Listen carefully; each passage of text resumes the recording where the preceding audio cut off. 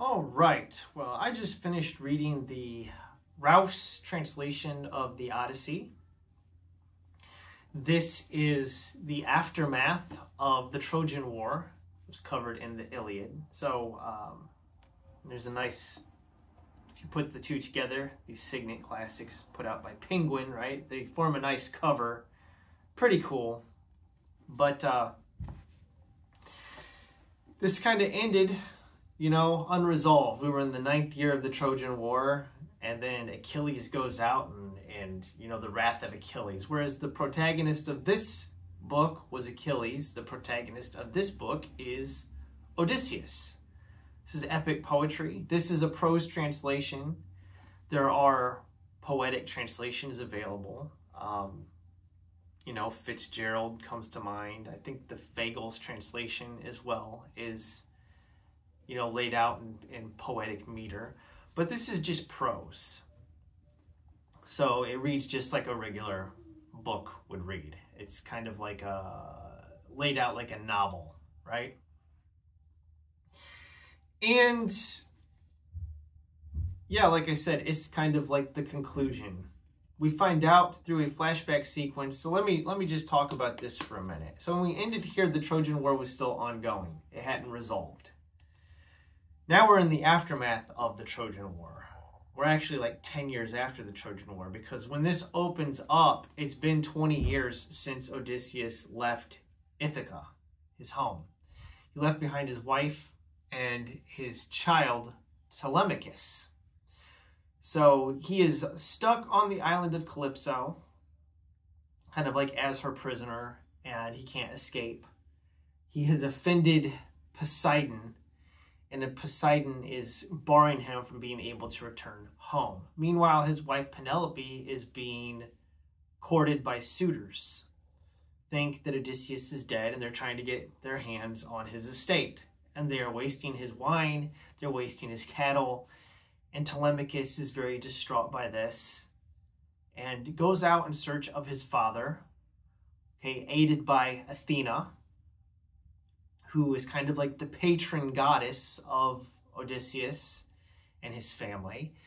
And she takes the guise of a couple of people. One of them is Mentor, which is literally where we get the name Mentor from. So if you talk about having a mentor, this is the person that, you know, mentors Telemachus.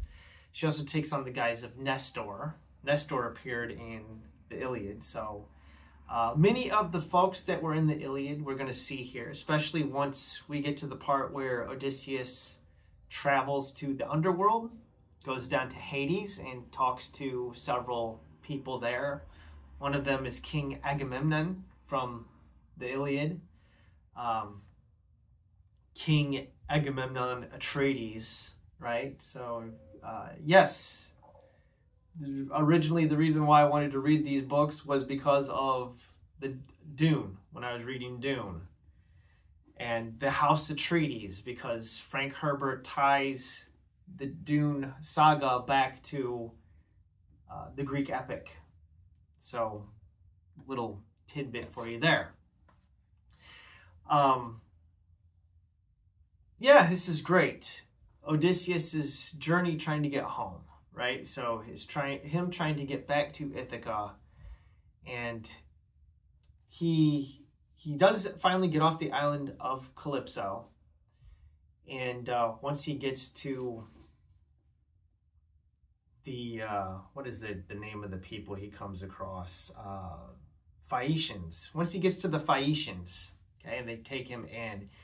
Towards the middle of the book, we have like him doing the retelling. He's like a campfire, you know, they sit down after feasting and whatnot, and he tells them what happened after the Trojan War. He tells them about the Trojan horse, the end of the Trojan War, and then his journey from Troy, trying to get back home, and how they end up offending Poseidon, you know, and all of his, you know, trials and struggles. So,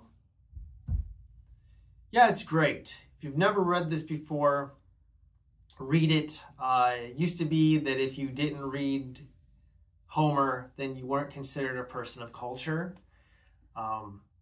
These used to be like a staple of what's called a classical education. Everybody read this. Every learned person read the Odyssey. So it's had a huge impact on the modern world. So yeah, I don't really know how else to plug it. I'm just going to say, I do think that you should read the Iliad first. But, you know, you can read this as a standalone, but you really should read both of them. You really should. It's a nice, like, duology, right? Like, 2 parts. And the protagonist of the Iliad is Achilles, and the protagonist of the Odyssey is Odysseus. It's really, I think the two together, they're great. It's great. The important thing isn't so much which translation you get, but which translation works for you. So if you're reading the poetry and it's not working for you and you just want a good prose translation where you can just read it, I think this is a great place to start. I've read, again, the Samuel Butler of the Iliad, and I did not like the Samuel Butler translation.